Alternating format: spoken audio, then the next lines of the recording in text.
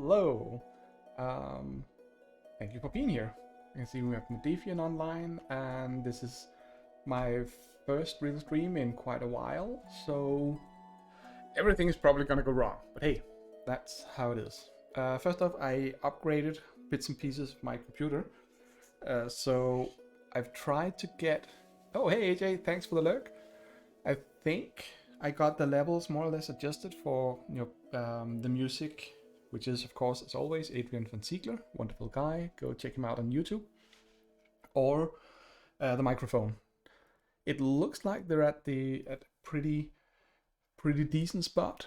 And these are some whatever they're called from the board game Bloodborne, and they are not in view there. That's better.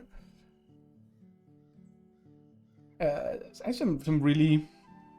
Thank you for checking up on the audio. It's actually some pretty forgiving models to work with, considering the fact that they are so large.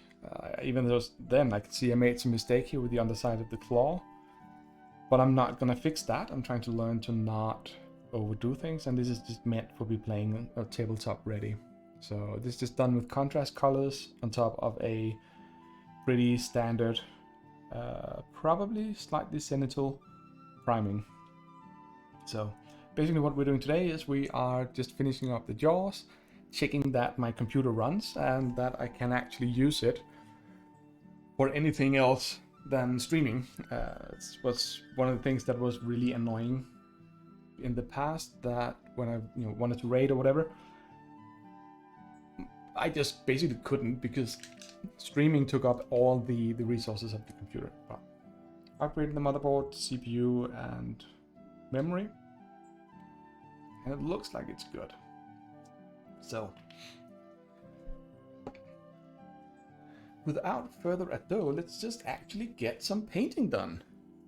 Once I find water for rinsing, brushes, and so on.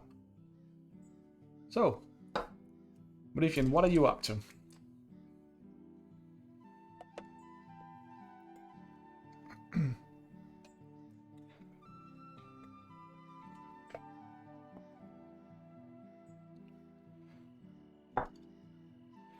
Oh, bedtime stories for Ellie. So wonderful. I'm so glad to hear that. I thought you usually played D&D on Sundays. Let me guess, your DM is horribly lazy and have skipped.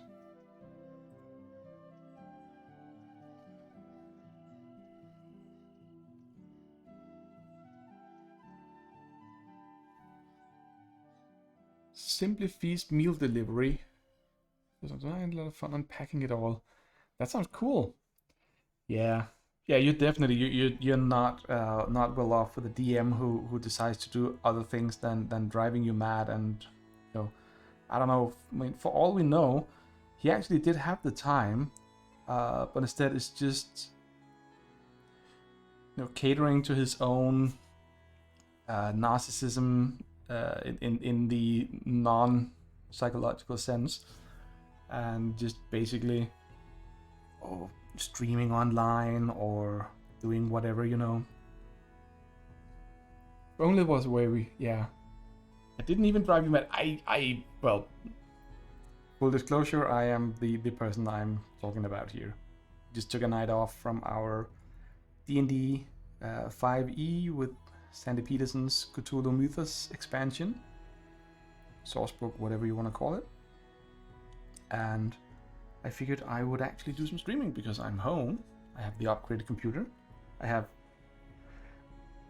was just about to say I have some minis that need painting, but I mean that kind of goes without saying by now. I mean, who doesn't? But I mean, Modifian, I kind of like to think that I've done my share of driving you mad, or at least your characters. You're not entirely well functioning anymore, I think.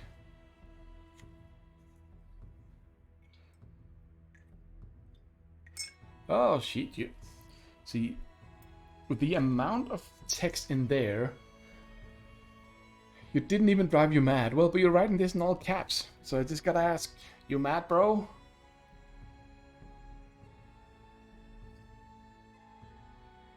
You don't see the top of my handsome head. Because why can you not see more from where I am? My hand goes all the way down here, which you can't see if it's not. I've got almost all my beard in frame now. My shoulders, a bit of the lamp. Oh, so it's when I'm looking like this. Is this better now?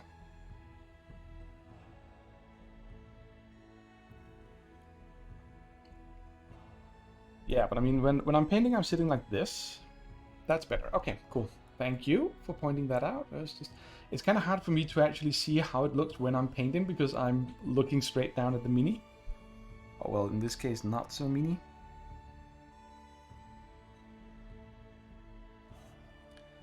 And yeah, we're just basically doing a standard quick and dirty slap job. So, no, but yeah, I mean, it's... I have to admit, you know, you not going mad, the group as a whole, you brought that on your own when you decided to bring a cleric that can remove all the fear and horror effects that I put on you. That's kind of detrimental to the whole purpose, I guess.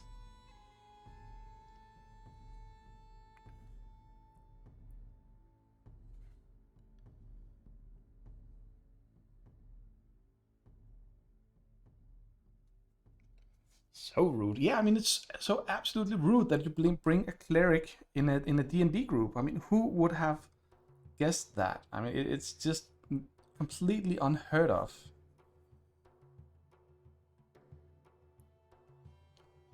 I am now mentally eyeballing the two dwarf clerics we have in another group I'm playing in.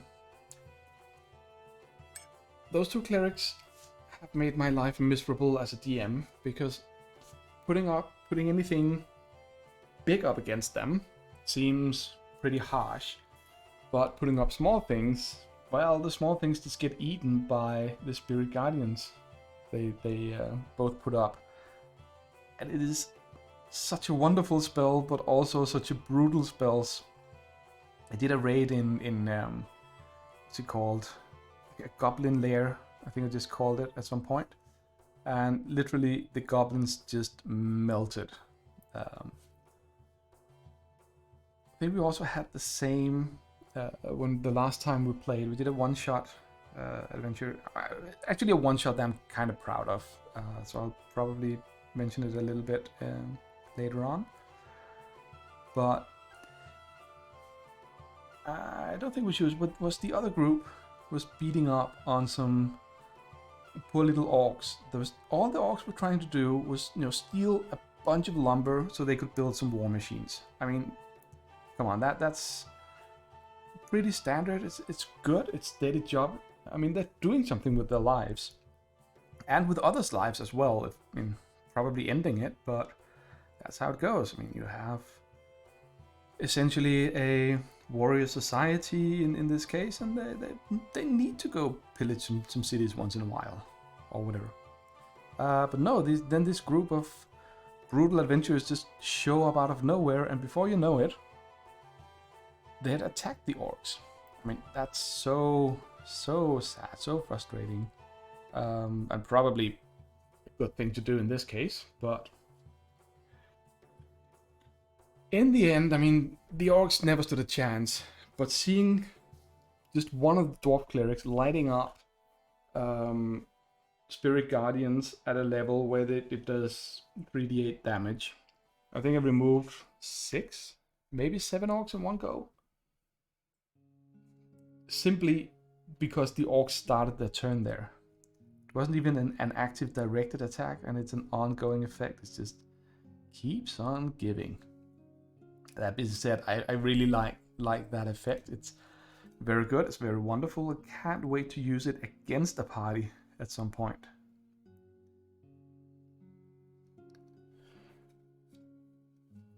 Which reminds me, I should actually talk to some of the other DMs I know about how often they send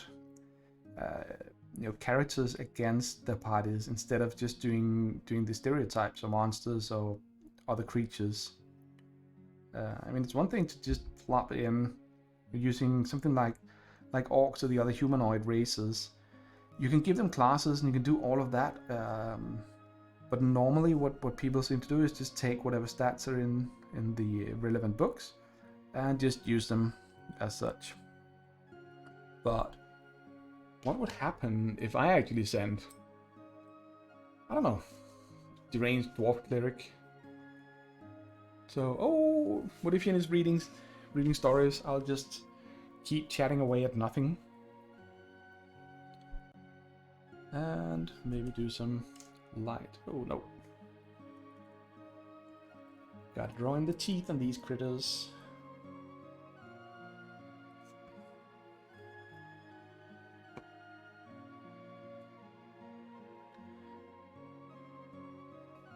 Now, again, my advice for doing tabletop ready stuff is to cheat whenever you can. So I want slightly browned teeth, because I've never liked the concept of monsters having fully white, pearly white, crispy teeth. It just, I just don't see it. I mean, these are carnivores, what they call scavengers. We have a term for it in Denmark. They're carrion eaters, I believe it's called carrion eaters. They are, in my view, very likely to not have pretty white pearly teeth. And I know we are talking magical world, anything can happen, blah blah blah. I know that. I know the whole concept. But when people do white teeth once in a while on monsters, they become sort of very, very pearly white, or they do them white with some shit. And we're not talking about people who know what they're doing with what we do, but no, we're not talking Golden Demon standard painting. That's an entirely different level of painting. But for stuff like this, a lot of people just go white on the teeth, maybe shade it down with something, and then that's it. But here, what I like to do, if we can get a close-up with some... See, that's... What if you should have warned me? I forgot to turn on the light. Let's see how much this fucks up the camera. Like there. Like there. Oh yeah, that messed up my eyes, but who cares? That did do a little better. Can we... So, what I tried to do here is just take a sort of very light brown, gray, and I'm going to shade it down with black, which means that the teeth should stand out a little brighter than the rest of the miniature, but not pearly white. So, let's see how it goes. Let's do the other ones. I was also planning on doing the bases, but I seem to have completely lost my glue, so... I'll just figure something out with that. But basically here again, just trying to do it.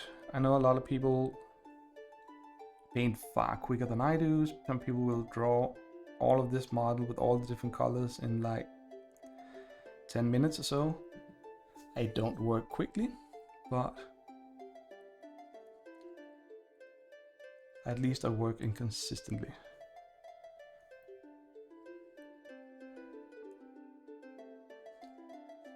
Here we have teeth. Can do just a little bit. On a miniature this size, it kind of makes sense to do a little bit on the inside of the mouth, but not too much. No sense wasting time on that.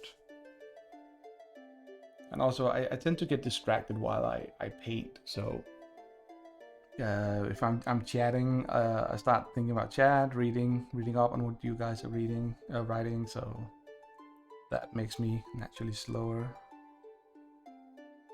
It makes an already slow person even slower, is what I'm trying to say. And yes, I am old enough to have shaky hands. Except I've had that all my life, so that's it then. So what else is new?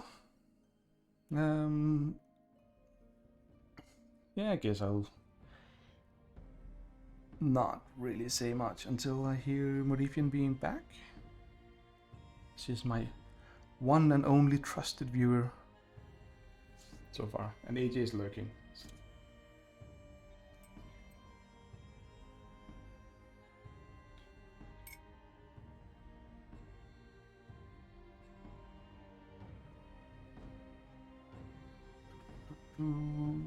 Yes, no, just double checking. We still have audio, hasn't crashed yet. I mean, it's a newer motherboard than the old one I have, so of course it should be better. But you never really know with new hardware what's gonna happen, what's gonna crop up. I think I'm done with all the driver updates for this, so I mean I've had it up and down a few times by now over the last couple of days. But you never know. That is the beauty of live streams. You never really truly know what's gonna happen or where it's gonna take you. But if you are a streamer and you suddenly find the live stream taking you in the general direction of a very terrible land with terrible creatures and a huge volcano and a small ring and all that, just do the sensible thing. Call up the Eagles immediately.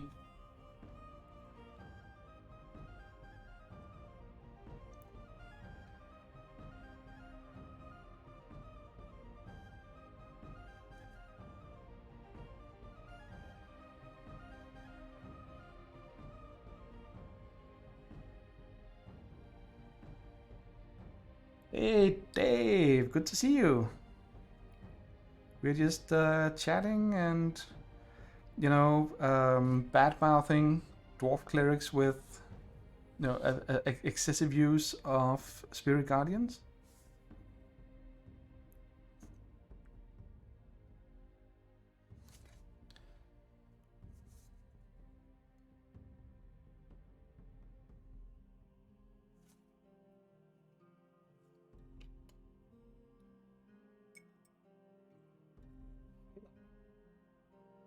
You highlighting or am I highlighting? I'm just drawing in the teeth on these wonderful small puppies from the Bloodborne board game. I have like a bunch of other minis as well that I need to look at some point. They're just hiding over there. Tubes, that's true. They're tubes. Okay, so we're probably kind of back here. No. Okay, sorry about the shaky camera. There we go. So, Dave, how are things down under? Which isn't called down under, I know.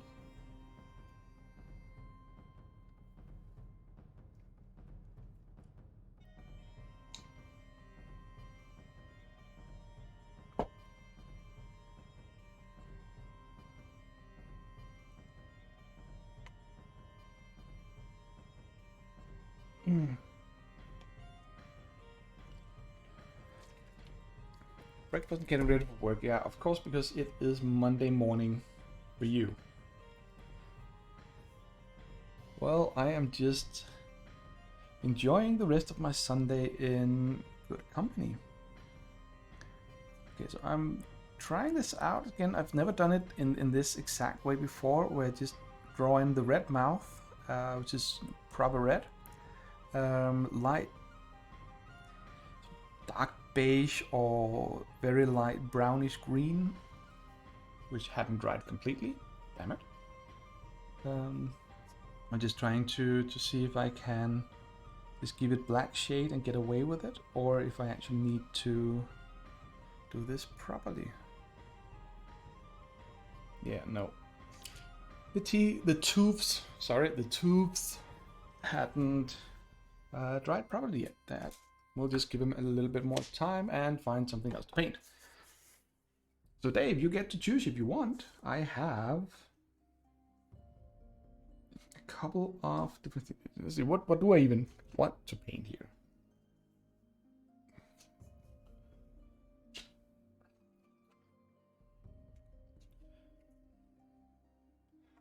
This is kind of what's on the menu.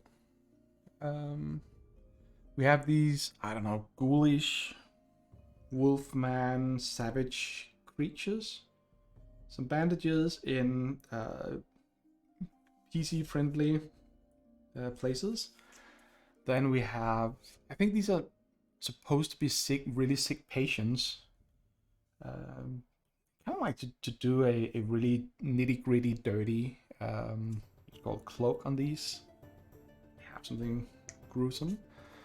And then we have a bunch of people, regular people who are just tired of the heroes of the game, and they're just out to get them, so to speak. Just trying to hunt them down, even though the heroes in Bloodborne are trying to get some. Oh, she recognizes me. That's so cute. Ellie is Podifian's daughter. And yeah, these ones, the mob hunter mobs, I think they're called mobs out to kill hunters. There's absolutely no way I'm gonna be doing a good paint job on that, but I have been talking to one of the other people I know who paint, and also is painting these, and I thought about just doing these with washes or very thin down paint of some kind instead of doing contrast or whatever, because I do have a lot of shadow from the cenital highlight I give them. You see they're almost white from top, and then they get darker down to the bottom. Not completely black, which is good. And I'm just thinking of just slapping on washes in different colors. They'll be a lot brighter and wider than usual, because it won't cover as well as normal paint would do. But it can give good effect because I have the light and shadow already from the spray paint. So that would be one way. We also have these two here. They're pretty much straightforward. I mean, one of them is basically just a very large cloak and some kind of cloth on the arms, and then the hands. Ooh, nice abs.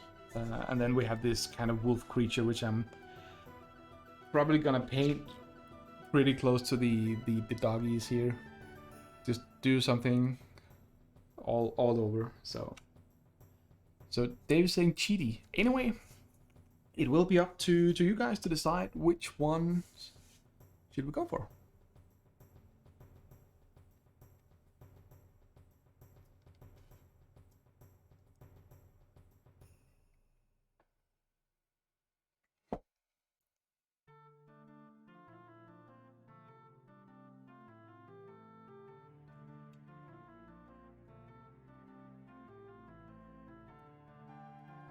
How do you do that? You're thinking that that's good.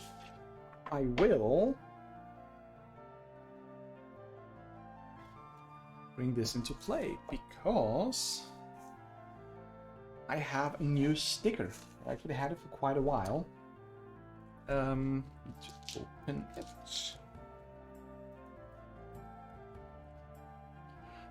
I've supported a while back, started supporting an Indian folk metal band called Bloodborne. Really fun name, fun joke, pun on so many other things. But part of supporting them on Patreon, hey Bill, I got this cute sticker from them. I really like the elephant with the third eye in the middle and some, I don't know, chains and other stuff in the background. But I figured this one should go somewhere on the lid of my wet palette. Yeah, it's really good. Yeah, I don't know, it's more kind of an elephant than a goat, really, but yeah, it's a cool sticker. It is, and you should definitely go check them out. Small ad break for Bloody Wood. They do a lot to help people. They at some point spent some of a large part of their money buying, I think it was 61-hour sessions with therapists that people could just write in and get accredited. So they could actually get some help if they needed it, and I wanted to support them because I think it's really cool when artists do this. So anyway, I started supporting them on Patreon, and I got this cool sticker out of it. So it goes in my wet palette. And it's probably gonna overlap a little bit with the incorrigible party. It's quite large. It's also got...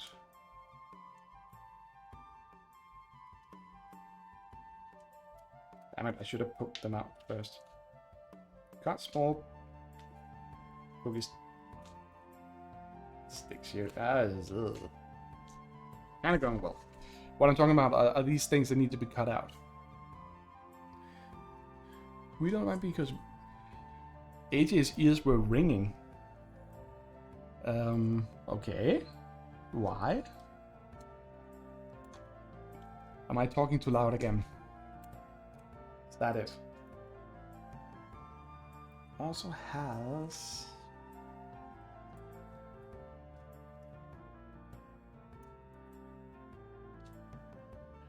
these ones here. Oh, now we're getting to the you have, oh, that, you know, covering up the IP logo made AJ's ears ring.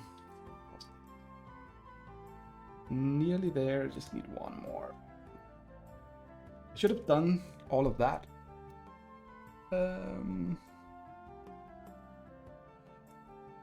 Yeah. I get that now. I am still a little bit tired because I had a very long and hard day yesterday. I think that was all of it. But if I do it, oh, it's gonna cover up so much. Why didn't I think of that when I placed the other stickers? I don't want to mess up the dragon down here. Definitely not going on the inside, so this is probably just gonna go... Can we just do it a little bit on this side like this? A little angled, and then just fold it down. Went a little too far, but... yeah. Exactly. Let's just cut it off. Just ever so gently. That'll do. There we go. So, now we've had glue and sharp objects near my finger.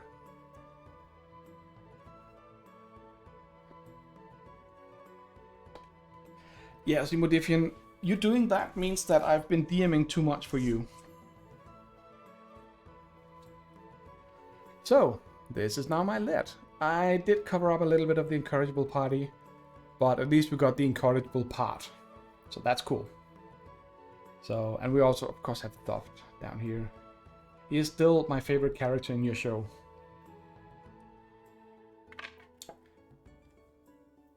Only psychos put stickers on things. Well, that is good to know.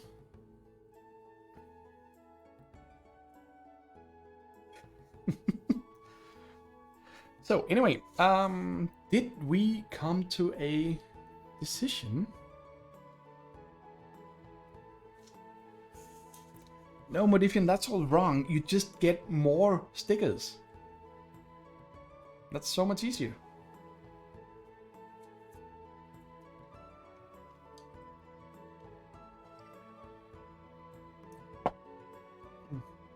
Wait, hang on. Can I do... Bill, can I do polls somewhere on Twitch?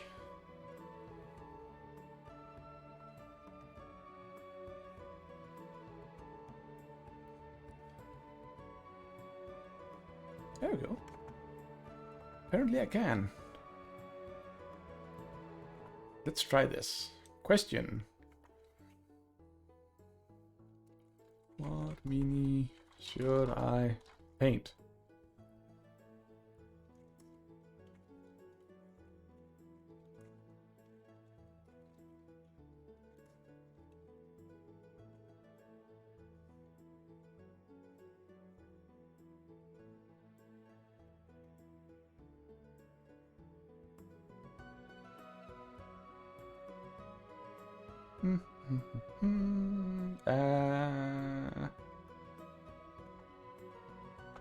Here we go. Okay, so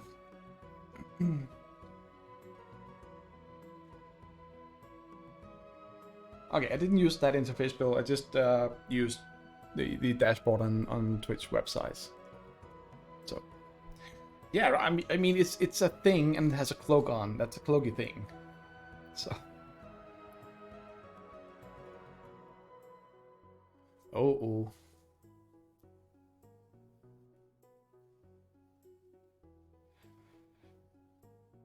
Oh, Dave, that's such a cool thing. You used to collect stickers when you were young, but never put them on anything. But if you likes that, and you have reflective stickers from the coal mine. Oh, so that would really, really shine up in at night, I guess, or when you light it and it's dark. That's cool.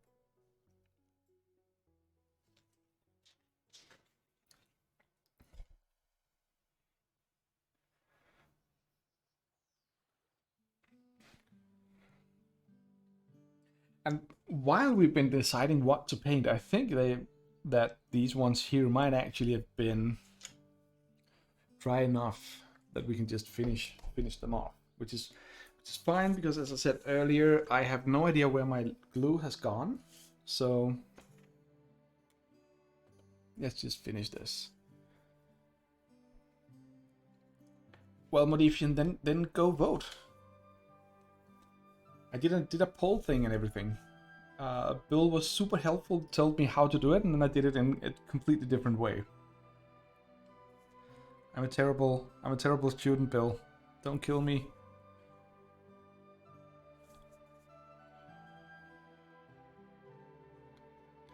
Didn't know where it was. Okay, so we are going for the cloaky thing. Now that the paint is dried up, I just like to just have these ones finished. Because the basing thing, other than a little bit of glue, is just gonna be some dirt, gravel, whatever. Nothing too fancy to watch anyway. So we're just gonna do this. And again, just washing it down, slapping on a bunch of shade ink washes. People call them so many different things, but it's cool. So what you can think of is, do you want it? I'm kind of leaning towards a gray greenish kind of cloak for the cloaky thing. I think it's supposed to be a mental institution patient that's turned into a monster of some kind. I think that's the lore in Bloodborne, but I don't know for sure. I've never played the computer games, only the board game. Yeah, this is coming out. Actually coming out just like I wanted to. So that is always nice. Yeah, but I'm leaning towards sort of a grayish, brown, green, dirty, dusted one. I can also do different ones. There's 4 of them in this set, so I mean I could do one green, one brown, one something other. Guess black, but that's not really so much fun. See, now we have some more shade on the mouth, which you cannot see well. Anyway.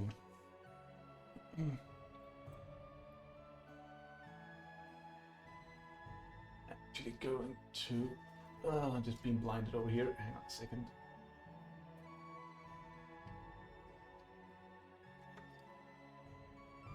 Yeah, let's move the, I don't know how many lumen of light straight out of my eyes and up to the wall. So much better. Okay, so that was the darks. We're gonna go for the cloaky things.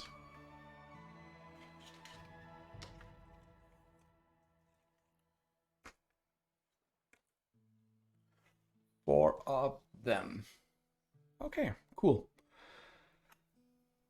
Oh, the mining equipment reps had stickers for people to stick on their helmets. Yeah, that makes sense. If they're in a mine, just make sure they show up whenever you shine in any direction. That seems like a good idea. Yeah.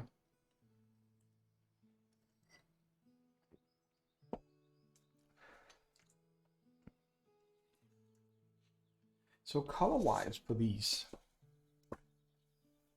let's do a couple of quick samples. We can go, let's call it camo creed, creed camo, whatever. I'll just paint where you can actually see it. Kind of in this tone. Remember, it's gonna be brighter because it's gonna go pop up on the white base here. Also have that's very dark. No, that's a very dark clear blue, and this is supposed to be a nitty gritty thing. Purple. Very dark purple. Oh, that would work quite well, I think. Purple is one of my favorite colors in the world, by the way. Oh, what it's Bladio says the best students listen to the teacher, then create their own way to do things. Bill, remember, I'm an engineer. I have a background in math. That was not how we were taught. I mean, sure, you can find your own concept for doing long division or whatever. That makes perfect sense. But other than that, no, not really. I mean, you don't make up your own laws of nature. Why don't I? Oh, that's because they're here.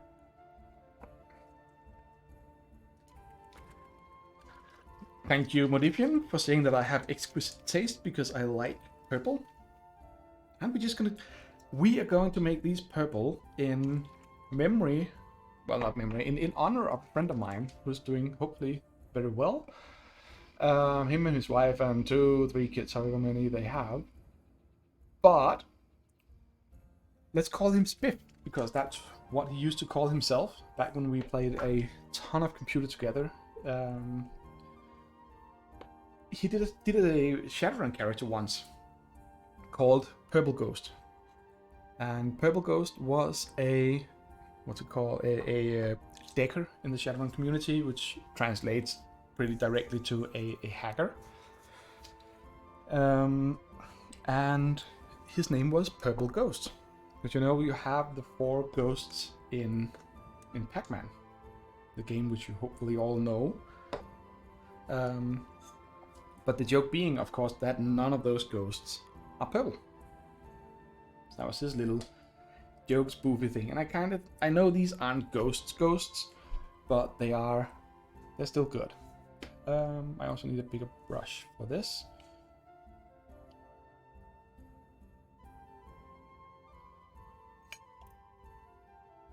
And bigger brush would be something like this. Oh, Bloody says, math was my favorite science. Reminds me, I should actually get a chat box up somewhere on screen, I guess. Math was my favorite science. I would often solve the math problems in a different way than the teacher taught. And yes, you can absolutely do that, Bill.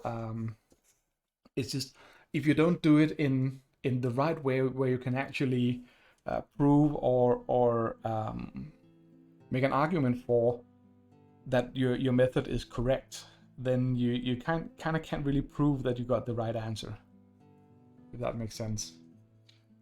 I skip the paint handle.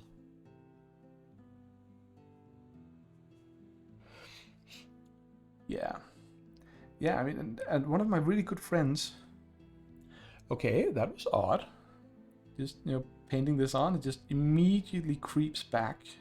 So either the brush is messed up, or the paint is, or the priming job is. That was odd. I've never seen that before.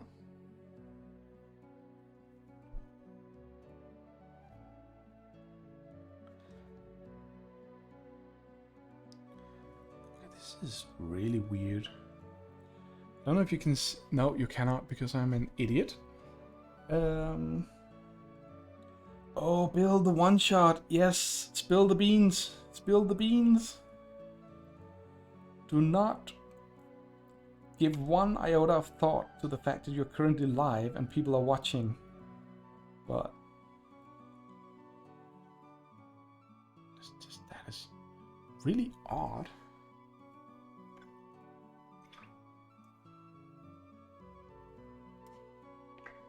Oh no, you rescheduled.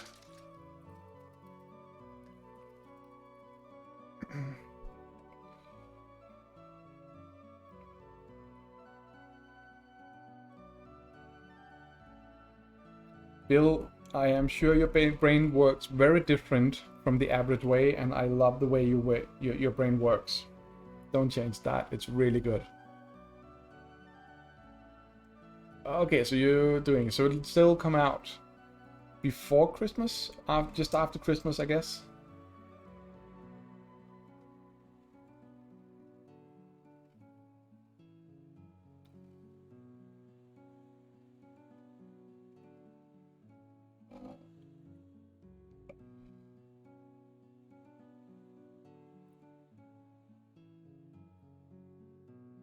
Cool.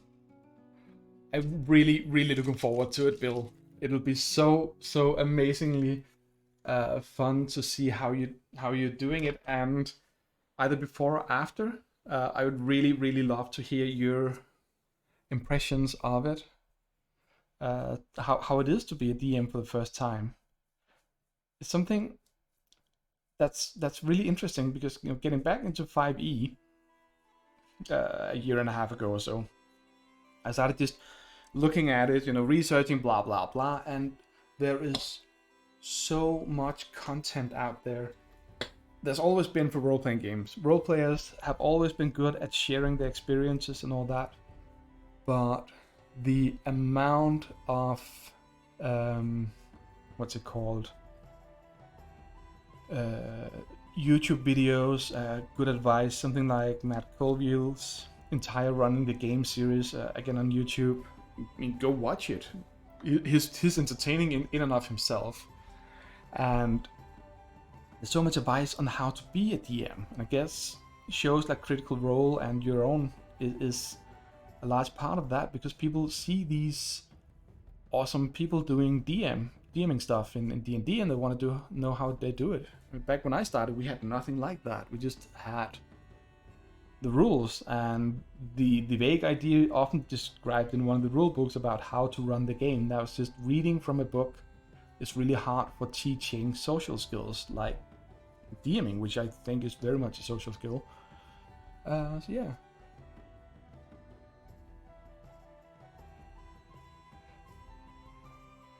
And yeah, I know Bill and Dave are talking about the editing and in general for podcasts and all that, and the IP podcast. I am sure you never ever go off topic, Bill. I mean, listening to your not your streams, your podcast, it is basically like being there. It doesn't really need more than just putting all the tracks together, aligning them so the timing's right, and that's it for editing. No need for anything else, I guess. Or did I miss? Have I completely missed something about who you people are as people? You're very dedicated, focused, never stray off topic, never get sidetracked. Yeah, I'm glad you're laughing, Bill. I know you're joking. Again, I mean, this is really weird. I'll try to hold it here and see if you can see it on the camera. How the paint just retreats. I mean, what is this?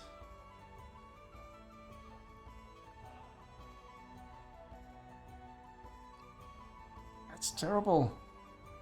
What is going on here? Does it do the same? It doesn't do the same down on the base.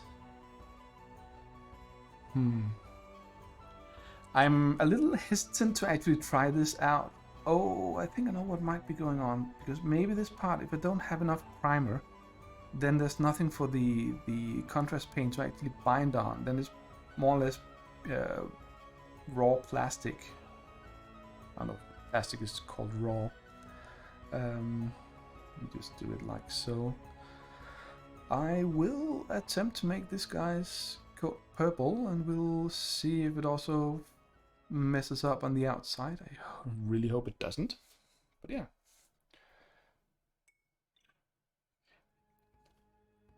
Wait, little soon-to-be purple cloaky guy, are you wearing a displacer cloak? Is that what you're doing? Are you? Yeah, I think you're right, Dave. The plastic is hydrophobic. So that's generally also why you do give it a priming. Oh, that is absolutely true, Modifian. Let me just... Okay, you can probably see it here, what I'm doing, and then it's just receding. That is so annoying. There goes my cheap way of doing cloaks. I'm just gonna have to do it the hard way then. That's odd. Also kind of makes me go, what primers did I use on these ones? Because this is so weird.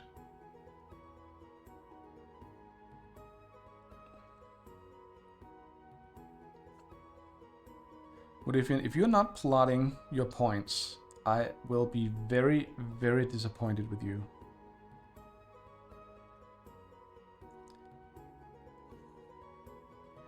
Oh, this is if this continues, which I'm afraid it will, then I think this stream is gonna be censored for harsh language on my part.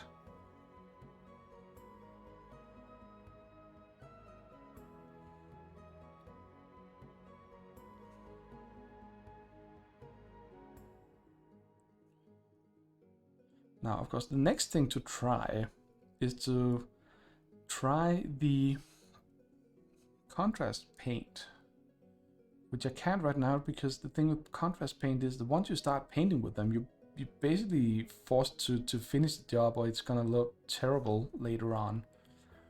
This is gonna look terrible no matter what, so... Yeah, I don't know. This is not going well, guys. Now, but the next thing to try is to actually try the paint on the different mini. Or to try, not the same kind of mini, someone I've been working on and painting on to see if it's the paint that's messing up. Or if it's the primer or maybe just the miniature. Dave, do you know anything about that actually? If the plastic is really weird, then even a fairly thick paint like this, I mean, it does cover it completely. I can see that from the color. If that can be enough, it can still somehow make the paint not work. I don't know the right terms for this. I'm sorry.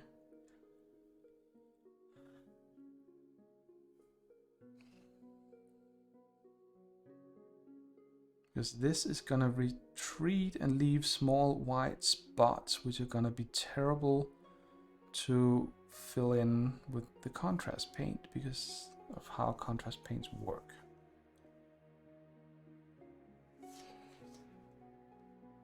I can't remember if I did with this one, but I've never had that problem with any kind of models, and I didn't have it with the puppies. Or maybe I did have it with the puppies and just didn't notice. That's actually a good suggestion. That is really weird. Okay, well, if this if it keeps doing like that, I guess contrast paints are off limits for these guys. I mean, yeah, Dave, I know I probably should have. I'm actually pretty sure I didn't. So, but it's just weird that it can go through the primer then. But yeah, I guess they can. I mean, if it mixes with the primer, of course, then it makes sense.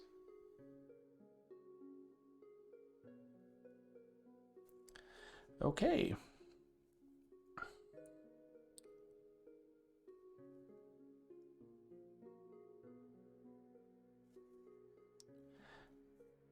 So let's switch from a different topic than Skjalm doesn't know how to treat his minis to Modifian going for DMing. You have DM'd in the past, I know, but this will be your first sort of lengthy campaign other than the games you've been running with one of our other players, which have been more sort of freeform, I guess you can call it, than all of the other stuff. Dave, contrast are, yeah, they are supposed to be a little bit like inks, but they're not as thin. So there are kind of a mix between inks. I think where you normally use a lot of use water to thin down towards an ink. You also use some medium, typically either matte or gloss medium, for the contrasts to get that consistency, which means that they'll actually spread differently. So they'll still have the medium that keeps the small particles, pigments suspended. That will actually is supposed to kind of sit on the surface of the miniature and keep more pigment up on the raised areas, whereas inks and shades are designed to go down in the recesses and leave very few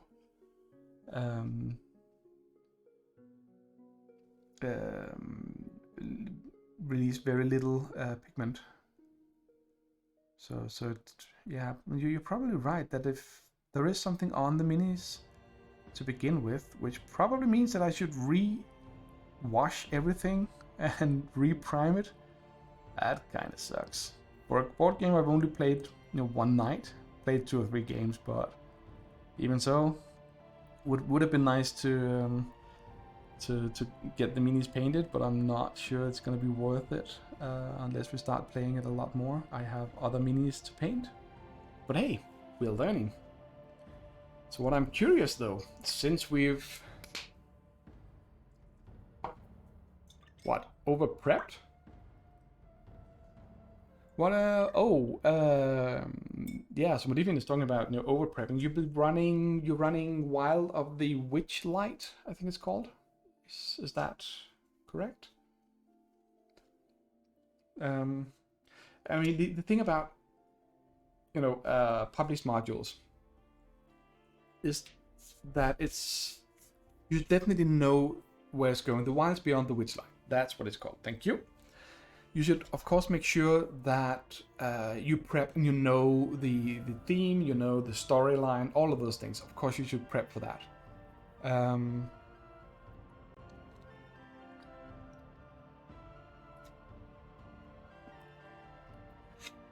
That is, yeah, it is vital to know, but it's kind of part of the normal core rules, so it's pretty straightforward. Let's do fun. But prep time, or prepping adventures, what I like to do and what I've been doing with the Mythos campaign we're running is I've read through it, prepped for it, done the maps for Foundry, which is the VTT virtual tabletop we use, and get stat blocks and get a bunch of images so you have something pretty to look at when we're playing. I like that for the atmosphere. Gonna have 250 days down. No, because actually if you do sorry, I deviated a little bit here. So I'm curious about how this is gonna work. See, Dave, this is normal paint. That actually works quite well. So I'm guessing it's the contrast paint that messes up, which kind of makes sense. I've seen them do that with acrylic inks. From time to time, they really mess up. Something weird happens there. So I'm just gonna not use contrast on these minis. That seems like the way to go. So thank you for the input, Dave. No, but prepping, just reading it, knowing what's going to happen. I made the blunder a few times in the past and in this campaign as well, of not fully grasping a person's sort of hidden agenda or what they're doing while all of this takes place and so on. Those kind of things. Where are they? What happens? And who is scheduled to be tragically eaten by a shark later on in the adventure? And then I do something with those characters. That means that what's prepped in or written in the published adventure kind of can't happen because they're already dead, or they become something really important, or they were at the wrong place at the wrong time, and so on. So yeah, it's a really good idea to read through it, make notes on characters, places, things that should and should definitely shouldn't happen. Just take it from there. But but going through all of it, doing meticulous notes about everything, I do that on a session per session basis, because then I know when I'm prepping, I know what you've already done. Why am I not allowed to adopt goblins, Modifian? I mean, if I stop now, the 200 I already have are gonna be so lonely. That's just not, that's rude of you.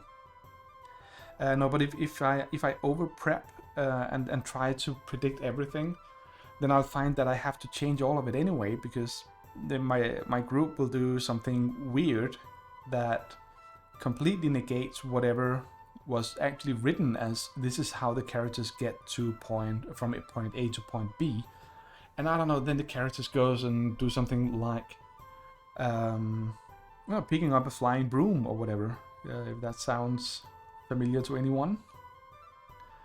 And then they just fly instead of walking, and then you have this huge wall around the city that is completely negated. And all the stuff you've done, all the preparations you've done for that is kind of just going out the window. Like Modifian, when you went back to town in Farcine, it describes in quite a lot of detail how you go through the tunnels and how you climb up back through this arcade and blah blah blah blah blah. What did you do? You used you did something really awesome. You used your spells in creative ways to make a hole through the wall around the city. And the only way I had of literally stopping that would be saying, no, you can't, the spell doesn't work. But if I start doing that, then we are either talking a huge anti-magical field, which will mess with you in so many other ways, or at least should, to be consistent, or I am changing the way the spell works, which is very much unfair to players in the middle of a game. And we're not talking about small details or misunderstandings. It would literally be you cannot use this spell for the purpose it's written for, which is just absolutely stupid. As DM to do that. That's so not fair to players. So all the thing about how you go into the stockade and you sneak through the town, all that was kind of like, nope, we're not doing that. So there's a whole chunk and section that wasn't used. And if I had planned for that and had everything in place in detail for how you would come out, who you would meet, where they would be, then I would on the fly have to change it anyway. And since I expect that of you and basically everyone else I play role-playing games with, I really don't see the point of doing over-prepping in advance or too far out in the future is probably a bit more correct way of saying it. So yeah, I don't know. So that's my thoughts on prepping. You still, of course, get the purpose of the adventure module, whatever you're running, understand how it works, and if it's a one shot, even if it's split over 2 or 3 sessions, yeah, sure, go ahead and plot all of it, because then you know what's going on. But a full-blown campaign, which can be hundreds of pages to read and wrap your head around, that's one thing. I mean, that's just a lot of work, not necessarily harder because it's longer. Bill, you can quote me on that. But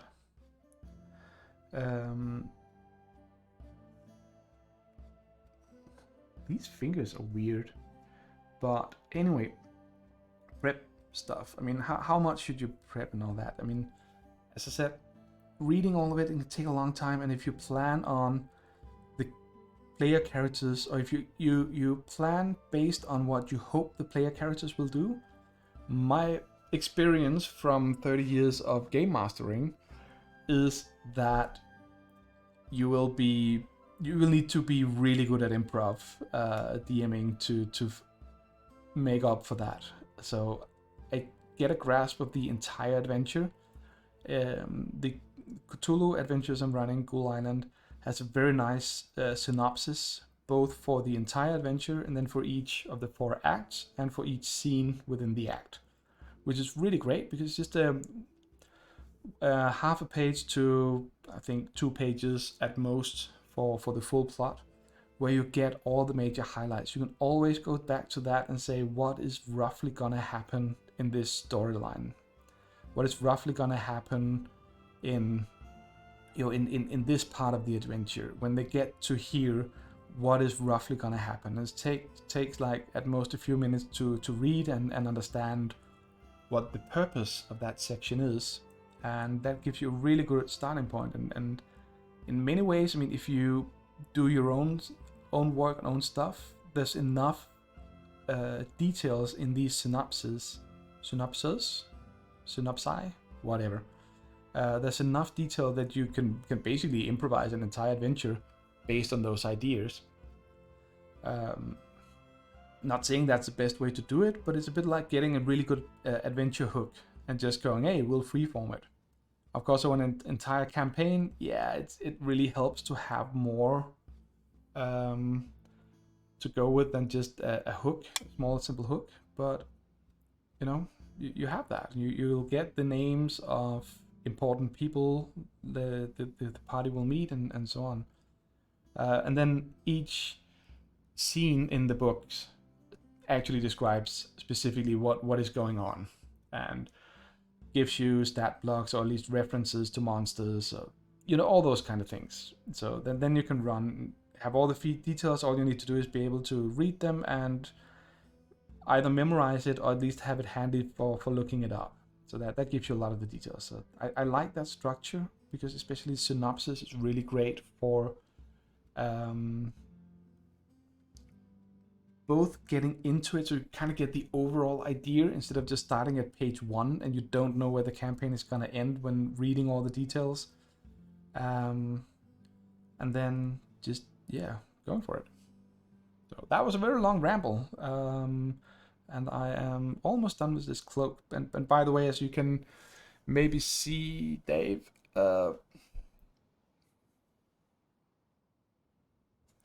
as you can maybe see now that I'm adjusted the camera, it actually, normal paint goes really, really well on this primer and these miniatures. So as I also said before, no contrasts on these dudes here.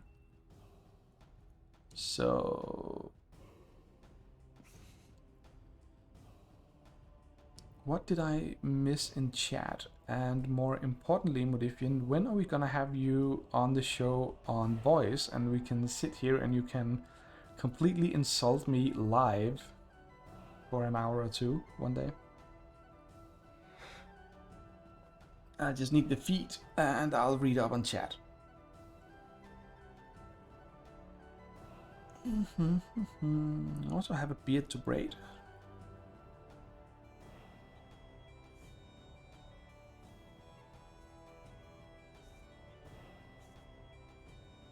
Okay, there we go. That is a sort of very beige, light brown, whatever. Ah, thanks, Bill. I just like doing them. I know that a lot of it's just me talking shit about random stuff, but for me it's a really good idea to just voice out the thoughts in my head. But yeah. I mean, the fact that people actually like them. And the new piece is working well. I mean, I can tap, I can switch to, my Twitch dashboard on, on Twitch itself. I can, at some point when we go raid someone, it's amazing. I can actually, use stuff. I also did a few tests before upgrading, Bill. My old CPU only had 2 cores and used hyperthreading, so I had 4 virtual processors. And when I was running OBS, Streamlabs OBS, all of those 4 were just used 100%. So nothing left in any way for the rest of it. So that explains it. The new one has 6 cores, so that's 12 virtual processors, and the thing is still only using 4 or 6 of those. So that's cool. So yeah. Anyway, I will read up on chat. Modifian is looking forward to playing with Foundry. Oh yes, that's actually fun in itself. And let's do away with that one so we can see the beard a little bit more.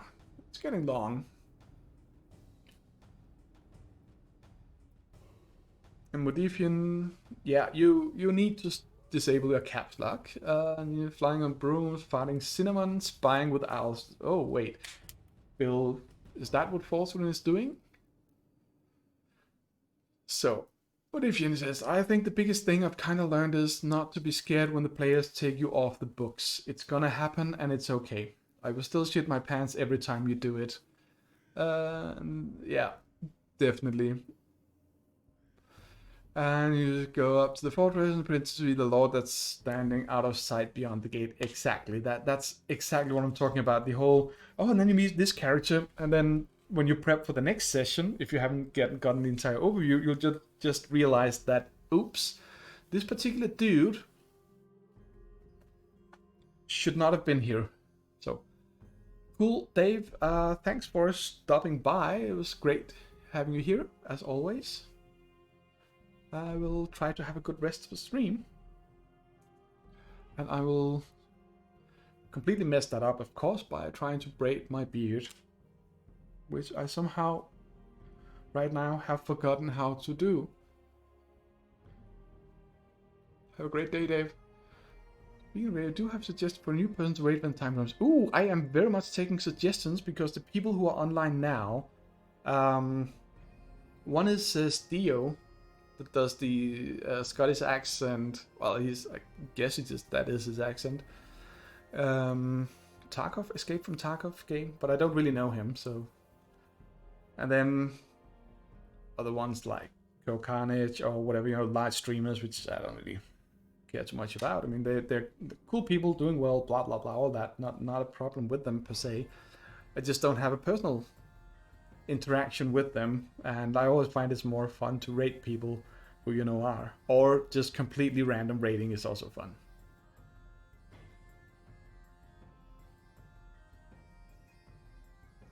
Oh, who did you have in mind, Bill?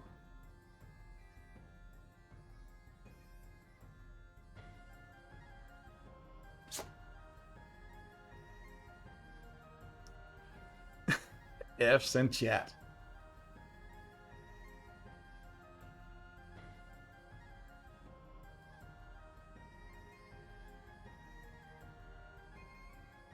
No, I can feel that this is going horribly wrong.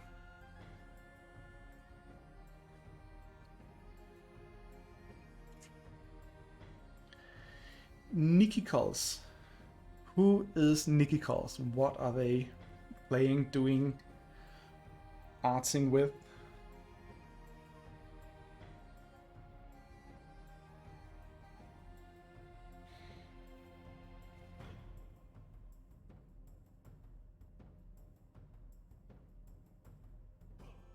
A mini painter. That's cool. Oh yeah, definitely.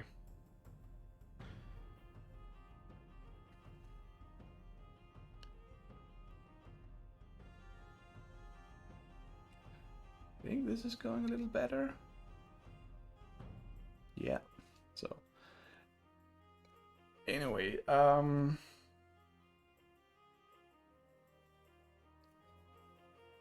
it is actually long enough that I can look down and see the end of the braid to see which one to swap in next. Okay, so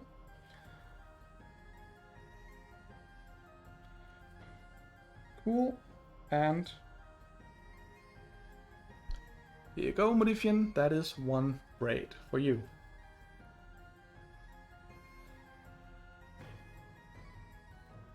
No, Modifian, we are not coloring my beard. You do not have nowhere near enough points for that. So anyway, here we go. Satisfied, Modifian?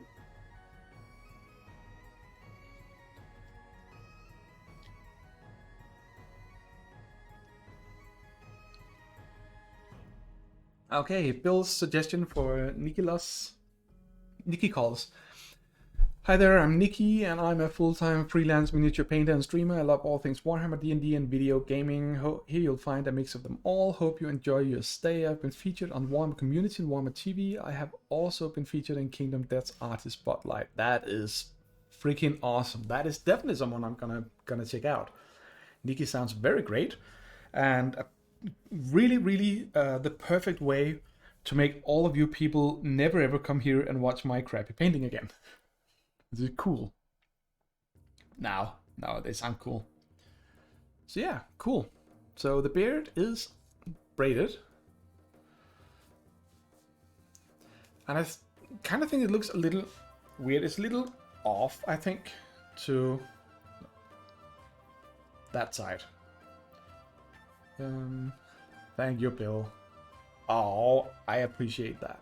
But I kind of don't like the way I kind of pull it in under my chin, so I'm just gonna have to work on that, I guess. So that was one down. I'm just gonna keep pushing on with these ones. Let's see, here we go.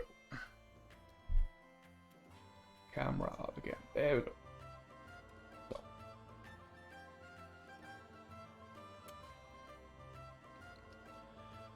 So that is kind of cool.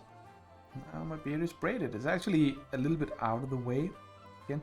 Yeah, now this actually does a little bit of the same. It's a shame that Dave just left, because this paint is, because it's been thinned down a bit on the wet palette, is actually starting to do the same thing where it retreats a little bit. Maybe I can save it by mixing it up. Otherwise it's just basically just a sign that I really need to do the miniatures properly. Yeah, it is. You can probably see it if I do it on the coat now. Well, this is a coat, but on the outside of the coat, it might work. But let's see if we can show this properly. So I am actually surprised, because this is the first time I've had problems, and I've never. Maybe once or twice actually done the whole rinsing it out, but I've never done it in the past with other miniatures, and this just first time. Let's see if we can see how it goes. No, it goes well on the back here, probably because I mixed it up a little bit. So it's when it gets too thin, it seems like it interacts so much with whatever oils and so on are in. So yeah.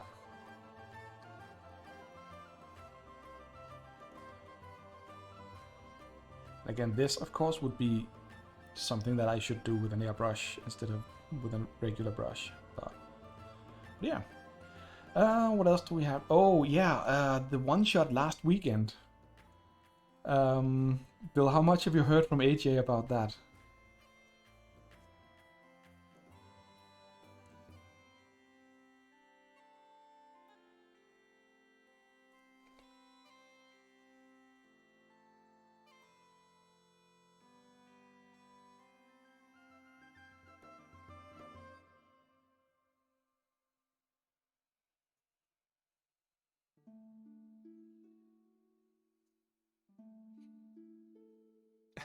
You signed an NDA. Oh, that was so funny. Yeah, Bill, I played the same adventure 2 nights in a row with different groups, but with Jess being in both groups. And when I found out that she was gonna be that, I just quickly changed the scenario of the module. It's completely homebrewed, homemade stuff, whatever it's called. Do they call it homebrew if it's just your own adventure, or if it's, does that have to be, full world style or whatever? Anyway, as an idea I came up with, and I wanted to celebrate Krampusnacht and spread the word about Santa's helper a little bit, so people can get a little bit of education about the origins of the Christmas myth with Santa and all of those things. So other than the jolly Coca-Cola red blah blah blah, that whole thing that people always complain about and so on. Going back to the roots, there's a lot of creatures related to the various Christmas myths from the different parts of the world, mainly Europe, I'm guessing. but I can't remember all of it, which is why I'm guessing I think it's a European tradition, a lot of it. And it's just fun to throw it in, especially because some people knew and could recognize Krampus when he showed up. So they had an idea about who he was, and the fact that he was kidnapping children made sense to them. And he's got some really, really cruel punishments in store for naughty children. That was what happened back then. It wasn't just that Santa wouldn't give you nice presents if you were being naughty. Krampus, in some of the myths at least, would literally just come and pick up the children, throw them in his huge wicker basket, and walk off with them to beat them with birch stitches or drown them or whatever. So it's, I mean, upping the game a little bit on the current, oh, you've been naughty, you're only gonna get a small present. So I wanted to spread a little bit of knowledge about that. But yeah. Bill says that Aegis told you some of it. Oh, so you don't have all of it. So, but basically the setup was to go to a town where people had disappeared, or children specifically. So yeah, you should have called in sick to work. Absolutely. No, but then I'm gonna run something next year, but I'm not gonna reuse this one. But basically the premise was Krampus has been kidnapping children. Yes, he absolutely did, because that is what Krampus is good at. I mean, this is his skill level at kidnapping bad kids is at the same level of Santa delivering presents on Christmas Eve. So go roll that around in your minds for a little bit, and then imagine the raw level of expertise Krampus has in breaking and entering, finding kids, figuring out who's nasty, and running off with them. So yeah. But in this particular town, what happened was, I'm gonna give you the backstory because Modifian has played it, and I'm most likely not gonna run it again. So I might as well, instead of telling the story, tell you what had actually happened, which was the idea I got. Was Krampus stealing kids, and someone should do something about it. But why is he stealing kids? Why in this village? Why not all villages? I mean, if he does this every year, people will know about it. And then I figured, okay, so Krampus is not really, he's not doing it like he's doing it out in our world. So what he's doing is he's actually saving both the kids and more or less the rest of the world from a bunch of demons who started taking over people in this town.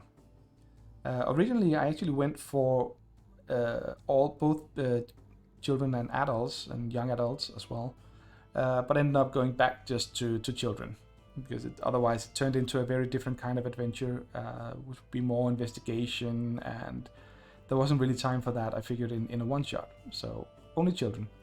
Specifically, I changed them to be the Icelandic Yule lads for flavor, and then the whole concept should evolve around the party showing up at the village, figuring out that there was still one child left, and that all the children had generally been well behaved, but lately they changed their behavior, meaning it's not the normal children.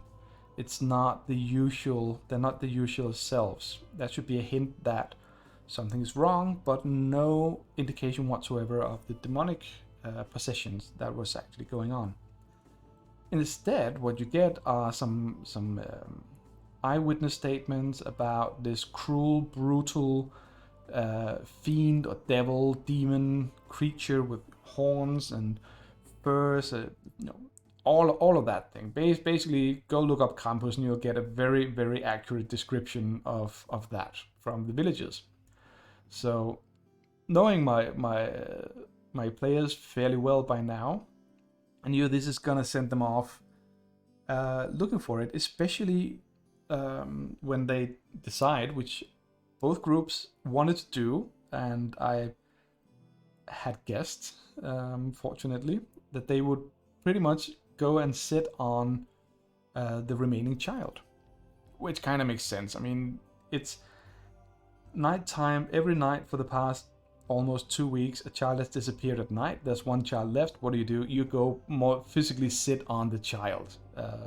Babysitting taken to the extreme. Just waiting for this demon to come.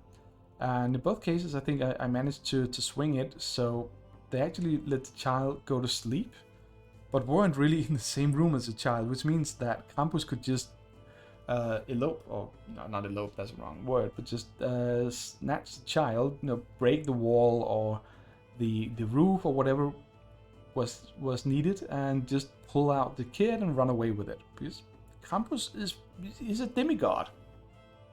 If he needs to have a size where he just punches through the roof and grabs a child, 7, 8 years old or whatever, in a single hand, just pulls them out and runs away, then he can do it. He does not have stats. He is, as I said, he's a demigod. He is at that level. He doesn't have spell slots. He doesn't have hit points. Doesn't have anything like that. You could argue that, yeah, what we are seeing here is actually just an avatar of him. That's perfectly fine. Might actually be beaten on the physical plane, but is still freaking powerful. Way out of the league of the roughly level 5 characters all of this was prepared for. So next thing is Krampus runs off with the last child and straight to his lair. Sidetrack the players briefly by having them lose sight of where he is. Find a way to get them back on track, so he actually has some preparation time before they show up. That's to make it plausible that he's done something and not... I mean, if the group is just running hard on his heels 5 seconds after he arrives, then he cannot have time to fully prep whatever he was doing. But having the group lose him for a while gives him somewhere between several minutes and a few hours, depending on how it plays out. So they were never ever supposed to physically follow him, closely. They were meant to lose him, and then I had different mechanisms for picking up the trail again and sidetracking them even more, mentally.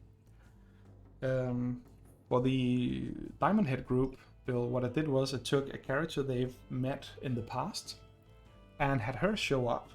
And they found her by hearing her scream and some shouts and battle sounds, whatever. And she just tells them the demon ran in that direction and point to whatever. And yeah, the demon did. But in this case, she wasn't fighting Krampus. She never actually gave them a full description of what she'd seen. She just said this devil thing or demon, whatever, horns. If you go look at devils, a lot of them, demons and devils, a lot of them have horns. So that's the misdirection, making them think that Krampus has just assaulted one of their old friends. Or at least someone some of them have run into and think are a good guy.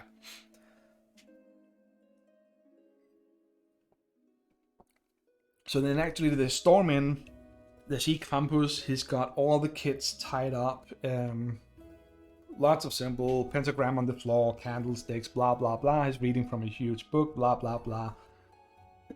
Basically, make it look like he's about to sacrifice all of the children.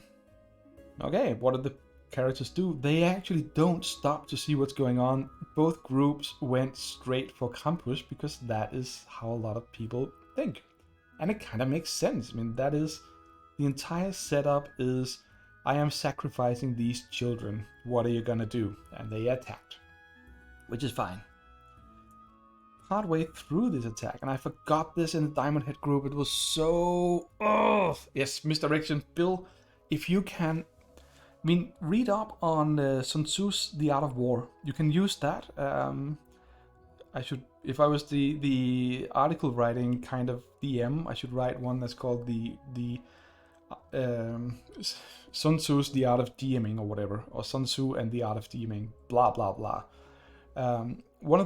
One thing that's always served me well in both D&D and board games and many walks of life.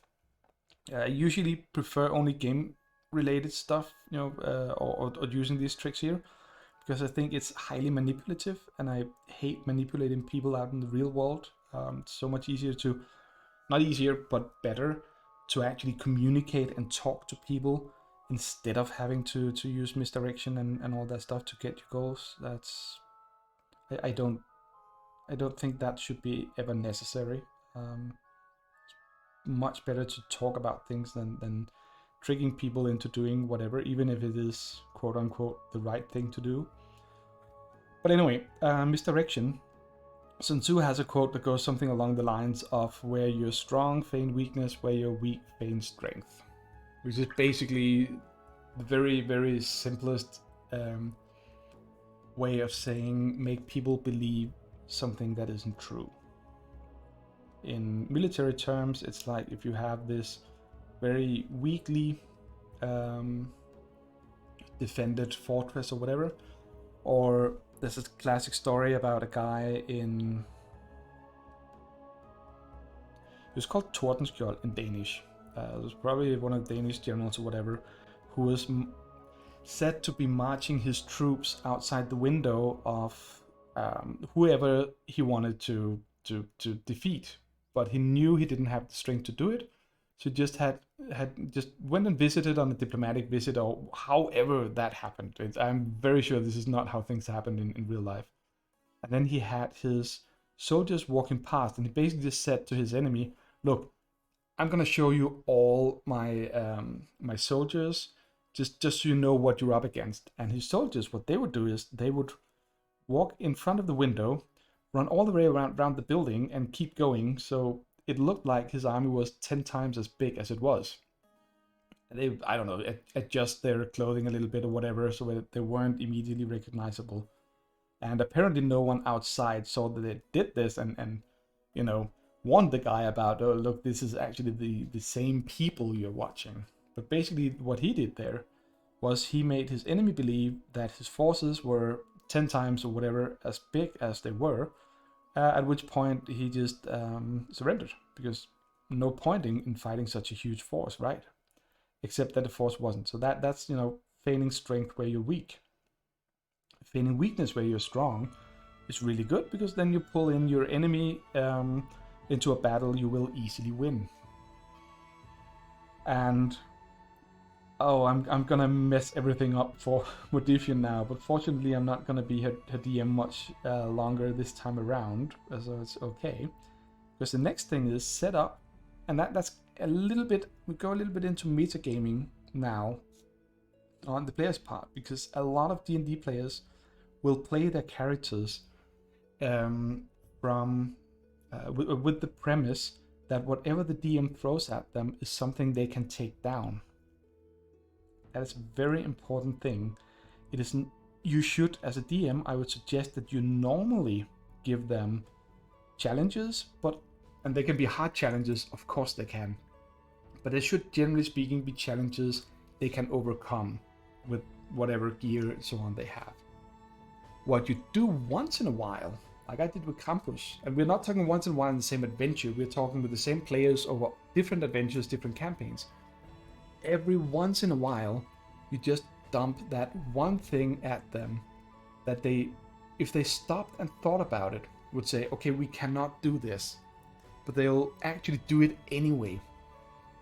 So both groups, when Navigan Krampus, poured a shit ton of damage at him, which was amazing to watch, because they basically have a punching bag that can resist almost anything they throw at him. Again, he's a demigod, he's invincible, but it's also his avatar. So I decided that if they did give him, I didn't put numbers on it, but if they did give him an insane amount of damage, sure, his form is just gonna disappear back to where it came from, briefly at least, which would land them in a huge pile of mess later on.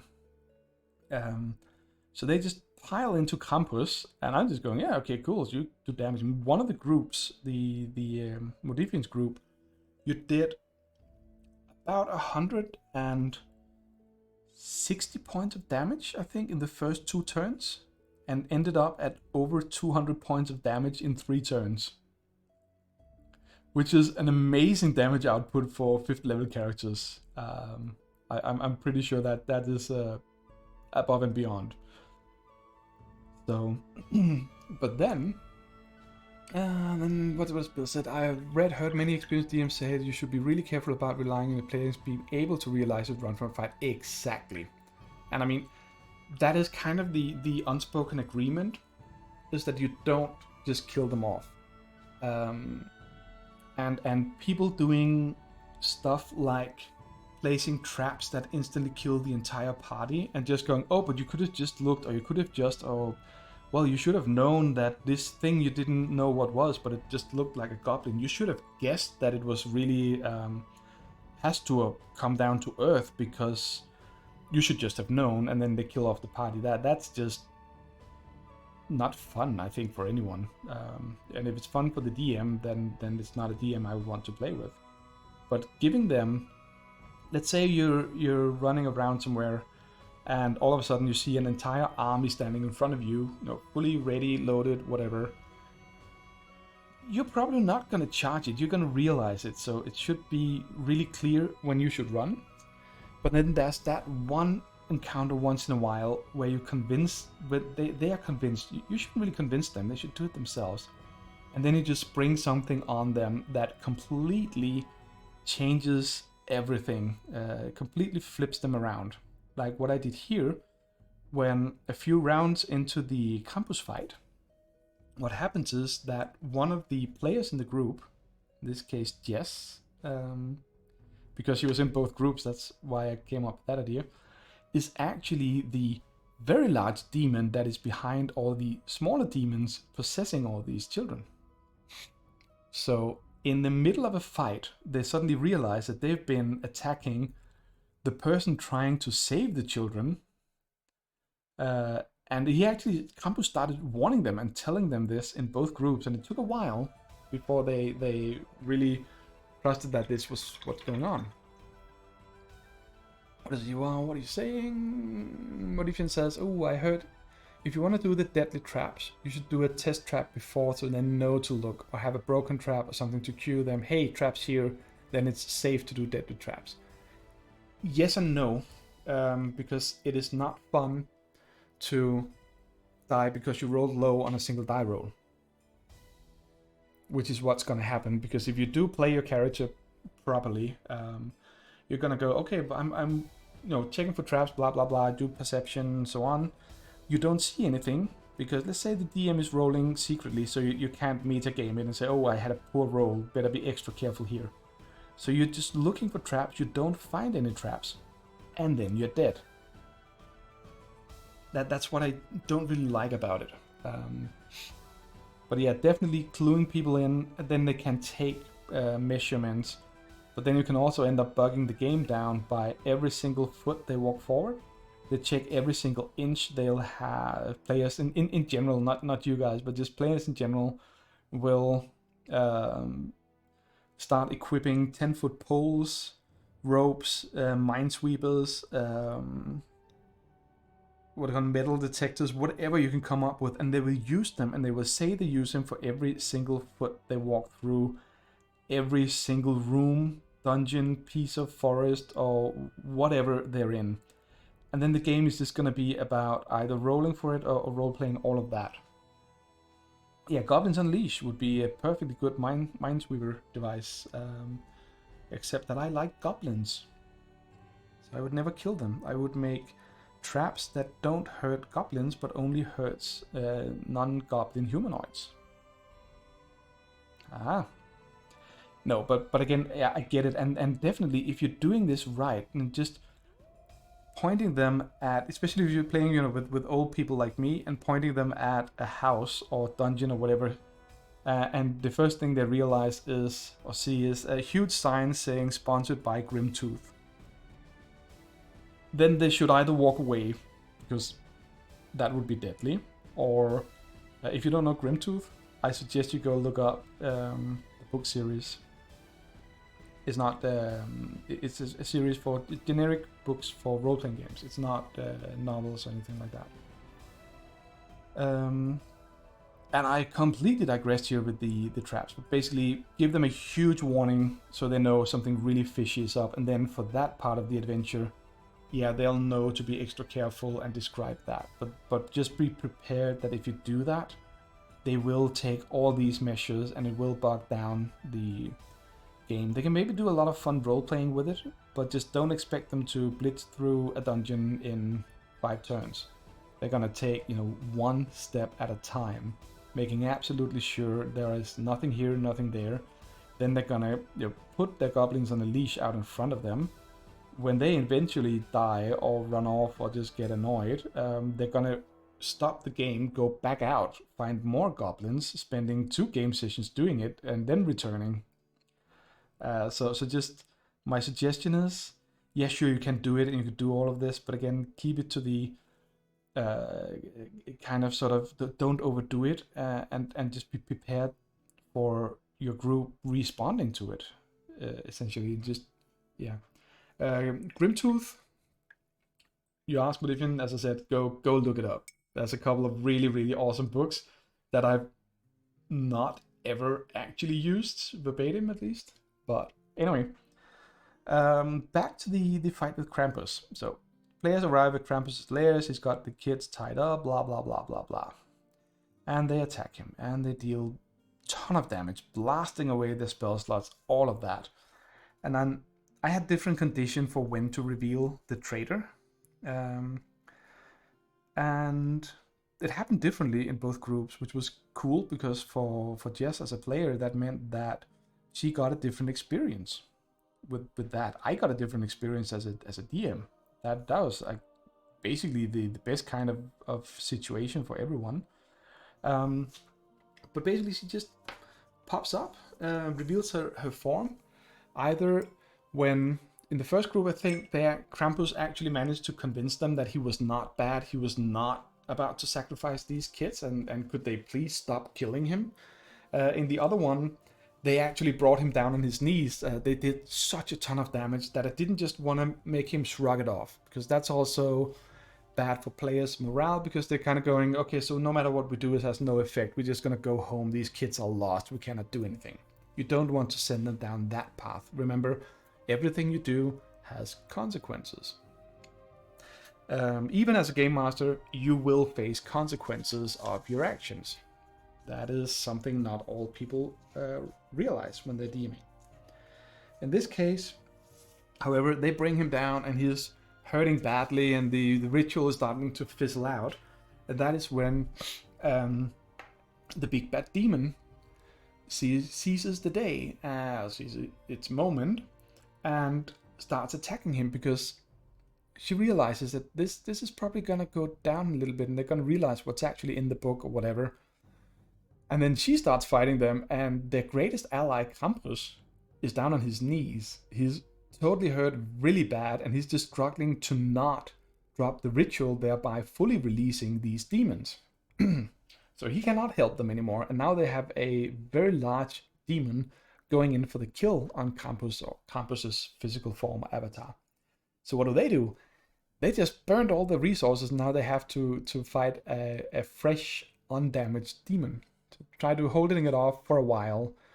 They're still piling on damage on it. That's still amazing to see what they could do. But in the end, the timing of this had nothing to do with how much damage they did or anything. You're getting all my I'm completely open here, and I am, when I'm playing scenes like this, I don't care how much damage they do. It's all about making it come to life. Oh yeah, poor Thuft. So anyway, that was basically it. They eventually, of course, either keep Krampus alive long enough for the ritual to finish, and then he can focus on the large demon and do something about it, because the demon was also a little bit out of both parties' reach, and that was the idea. Although it was pretty close to them just basically killing it off, because the dwarf clerics, I'm just saying, yeah. Yeah, and you had Mackett. Yeah, Mackett Rain. I know you did such great wonders with those characters. And then after that, it's just role playing it out, and Krampus being severely annoyed with these stupid idiots trying to be heroes and so on. You can play it in either way, depending on the group, on the mood, what you feel like. I mean, if they did a good job, whatever. have him just be happy that everything went well and just going, well, you didn't know any better. I mean, he does know who's been naughty and nice. And if you go, that's a whole school of philosophy about your actions versus intention or intent. So, yeah, you had an artificer. I don't know all the details about the artificers. It's just what, 1 potion per day you get or something for long rest, I guess. But yeah, and then just rounding it off, getting the children safely back to the village. Everyone's happy.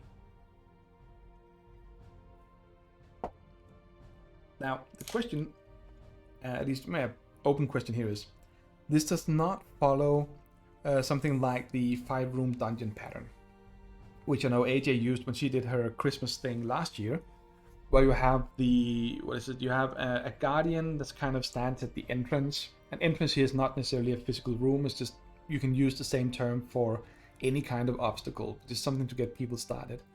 Then you have the, shit, I can't even remember them because I don't really use it, but there's just 5 steps that the setup, the twist or betrayal, whatever, the resolution, and the reward at the end. There's a standard pattern for that. Go look it up. It works really well, especially for one-shots. But this one, I just kind of built it from the ground up. I still took some of the elements, but yeah. And I had a lot of fun. It seemed like people had a lot of fun, and it was so great watching people's face when they realized that I had. Again, this is a thing you should not overdo because it works once in a while.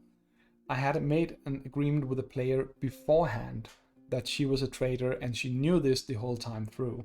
We had talked about when should we set this up, all her abilities, what would be fun to play as much as what would be fair to play. All of that was set up in advance. Don't do it every single game session because then no one's going to trust anyone. That's how you build paranoia into people. But even just hasn't realized that that's what I'm doing in the Mythos group, which is why she complains that I haven't driven her mad yet. She doesn't know she's mad. It's just a joke, of course. But with this, with Jess, and she executed it really well. With this, it just seeing people's faces when they suddenly go from this, okay, so this is a demon, we have to kill him, we're just piling on, flanking him, all those things. We had a Cobalt Barbarian that slipped through his, what's that, the Artificer just running through his legs, checking what's beneath the loincloth, and you have a thing with that, Modifian. But anyway, when they suddenly realized that not only is this the good guy they're fighting, they actually have to fight one of the other players. The look on people's faces, I was so sad that we couldn't do it face to face. I would have loved to see you in real life when we did that. But your faces on video camera was enough, especially yours, Modifian. That was so fun. Yeah, so. But anyway, and that effect also works. I think it works for one-shots. You can use it at a climax of a campaign if you have someone who has secretly been taking Warlock, Necromancer levels, or whatever fits your campaign. They're really the bad guy, and then you can have a climax. But just don't expect that character to come back from it. What we did with Diamond Head, yes, that is a character that we'll be playing again, but we also have ways of setting it up and explaining that this was not the actual character, this was the demon impersonating her. So there was no doubt. I mean, some of them probably doubt Jessica's character now, but that wasn't kind of the intention of this. She should be safe, and they can roleplay the whole "Are you a demon again?" thing. That is the cost of doing that. Her character will be marked as that character who betrayed everyone, even if you know it was a demon. That was a long, lengthy rant. I am running out of things to drink. I am running out of minis to paint because this one doesn't really make a lot of sense painting over. I'm not going to use it like this. I'm going to try to rinse it down and see what happens. The other ones, I'm going to give them tomorrow, whenever. They're definitely not dry yet. Just give them some shade. do some dry brushing on the arms to make them stand out from the cloak, and that's how it's gonna go. But I painted miniatures. That's a success. It's been way too long since I've done that because summer happened, new job, and all that. And now with the new computer, we can go raid other people. Let's see if my scenes are still good. Yes, this is the one where you cannot see my hairy arms finding a new stream to watch. And...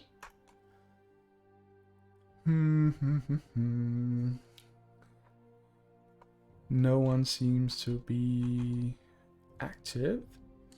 So I am open to suggestions.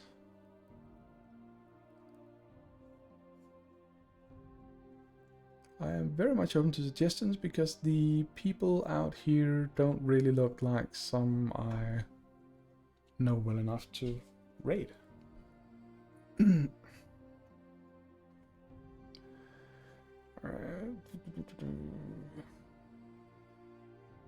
We have Book of Nerds. That's one of ours, isn't it, Bill?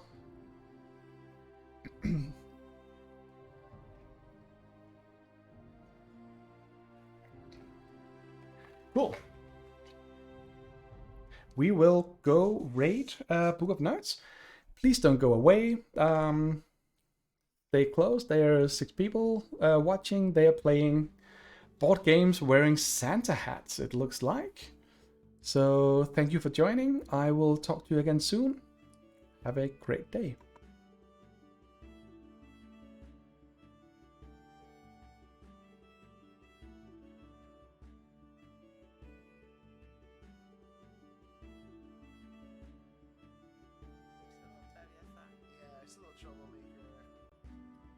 Oh, we're getting raided. With the party too. Thank you so much for the raid. Welcome. How you doing? What were you doing on your stream? I hope you're doing well. We're just chatting about our week. Getting ready to open up our advent calendar. And thanks for joining us. My name's John. This is Lorena. Hello. And happy Sunday. Yeah, happy. I was gonna say Catterday, but we're usually streaming on Saturdays, but today we're streaming on a Sunday. We have a holiday schedule this month, Yeah. I guess. Yeah. And I figured it's been very... We didn't get a chance to stream yesterday. We only really can't stream together during the weekend, so... well, maybe during my winter break. Yeah, during your winter break, actually, we could stream. We could do more cribbage. Oh, because we need to catch up too. We're gonna talk about that in a bit. Yes, SK Jam says, this is comment. My pleasure. Yeah, that's comment.